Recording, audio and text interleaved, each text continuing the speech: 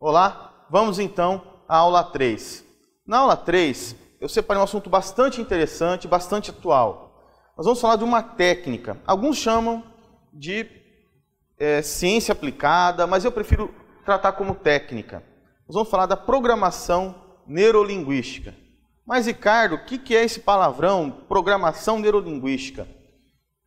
Conceituando de uma forma bem simples, a programação neurolinguística ela ajuda a entender melhor como o ser humano pensa, ele age e ele se comunica.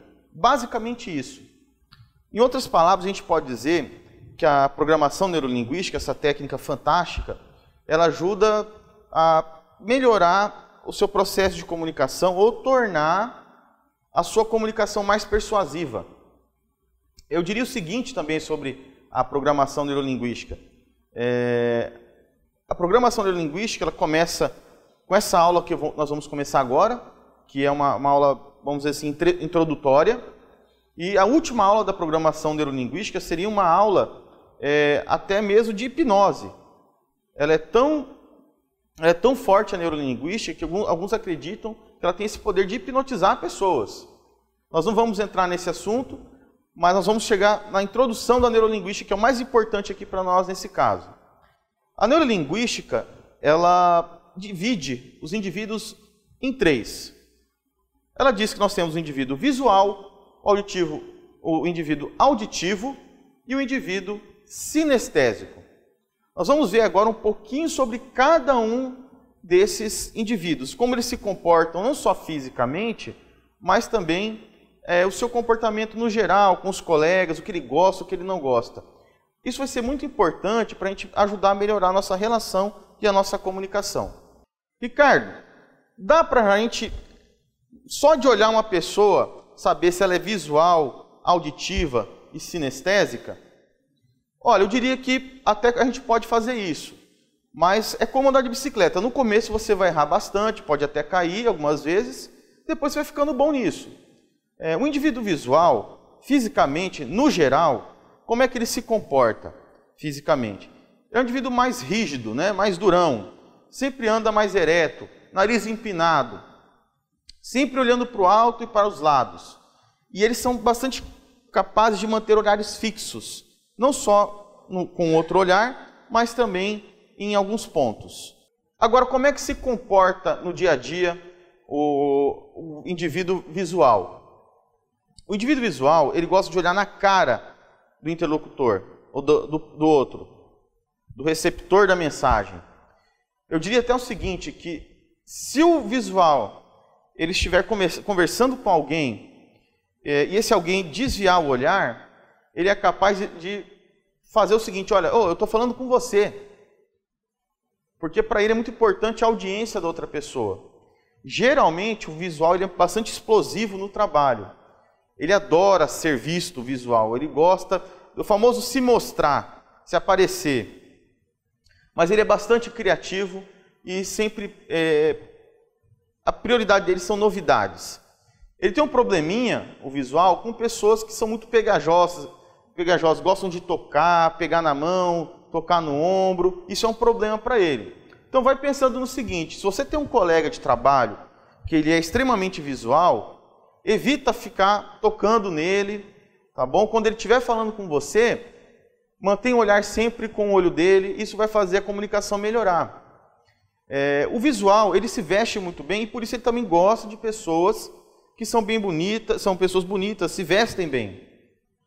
O ambiente de trabalho ou o ambiente da casa dele sempre deve ser iluminado, organizado e limpo. Ele adora isso, o visual.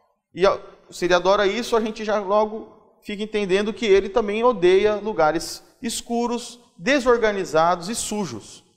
Então, cuidado com esse comportamento dentro do trabalho ou dentro de qualquer sociedade onde você viva. Outro ponto importante sobre o visual é que ele só acredita no que vê. Então, não adianta você ficar contando para ele. Você vai ter que, evidentemente, mostrar para ele acreditar. Como eu falei no início, ele detesta falta de atenção. E está sempre comentando seus projetos, o visual. Uma vez eu fiz isso, certa vez aquilo. Sempre está comentando sobre aquilo que ele já fez e que teve, evidentemente, sucesso. São extremamente perfeccionistas. adoram piada e muita alegria. E como foi falado antes, ele adora, por ele odiar a sujeira, ele adora a limpeza. Então ele está sempre limpando a mesa, sempre organizando tudo em cima da mesa de trabalho dele ou do ambiente onde ele fica. Outro ponto importante sobre o visual, ele detesta pessoas negativas e melancólicas. Então evite chegar com comentários negativos. Nossa, esse Brasil, o país não vai para frente, a educação, eu vi um acidente. Isso, sem dúvida, vai deixar o visual um pouquinho chateado com você. E nosso curso é sobre comunicação, então vamos tentar não agredir o outro dessa forma. Vejamos agora um pouco sobre o indivíduo auditivo. Como é que é fisicamente auditivo? Lembrando que não é uma regra, pode acontecer do auditivo ter um pouquinho do lado visual e não ser totalmente assim.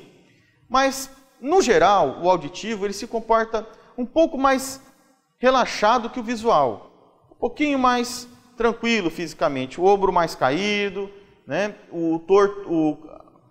A cabeça não tão ereta, um pouquinho mais inclinada. Agora um pouquinho do comportamento do auditivo. Enquanto o visual se preocupa muito com a questão da aparência, por exemplo, durante essa aula aqui, o visual está prestando muito mais atenção, às vezes, na minha aparência, na minha vestimenta, na minha comunicação não verbal, do que as palavras. Já o auditivo, não. O auditivo ele presta muito mais atenção às palavras do que na aparência. Ele analisa tudo, todo o custo-benefício de tudo, e presta bastante atenção também no sentido das palavras. Antes de comprar qualquer coisa, o auditivo ele tem uma característica, ele sempre faz muita consulta. E uma característica muito forte do auditivo. Dentro do trabalho ou na sua vida pessoal, ele é extremamente coerente e racional. É uma pessoa prática, pouco emocional. Eu me lembro que quando eu comecei a minha carreira de gestor, eu tinha um comportamento bastante visual e sinestésico, que a gente não falou ainda, mas vamos chegar lá. E eu era pouco auditivo. E tem funções de um gestor que é necessário as características do auditivo. Por exemplo, fazer uma demissão. Eu me lembro que na minha primeira demissão, eu nem dormi naquele dia. Não queria fazer de jeito nenhum, porque eu era pouco auditivo, pouco racional, pouco coerente, pouco prático no trabalho. O auditivo tem essa característica. Ele consegue tomar decisões, ele não confunde, ele não deixa o emocional prevalecer a razão. Eles são calmos para decidir por conta disso e dificilmente tomam conclusões precipitadas.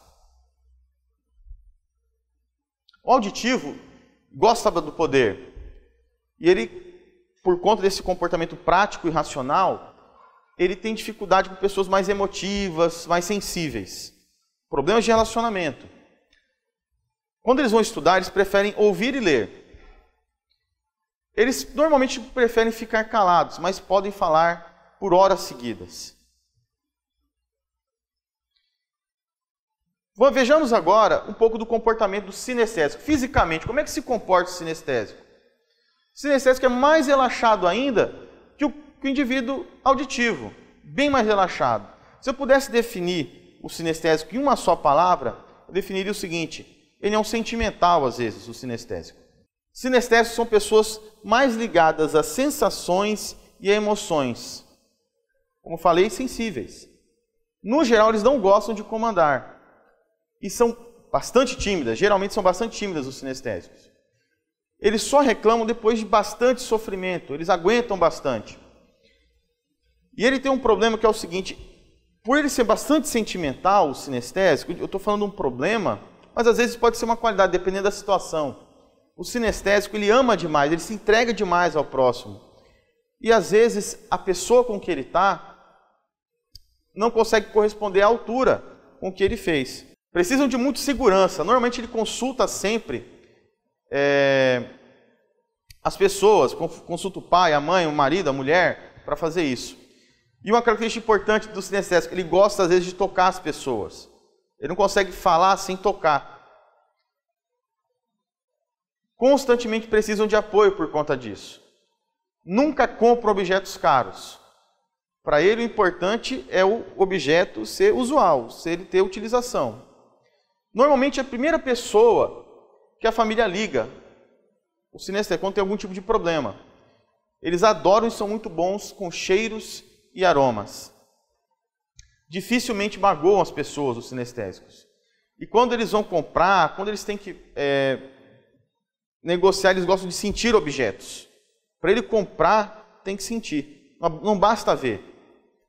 São bastante medrosos e, às vezes, quando ficam histéricos, começam a fazer aquele verdadeiro alarde. Mas são muito produtivos no trabalho. Pessoal, essa foi a nossa terceira aula.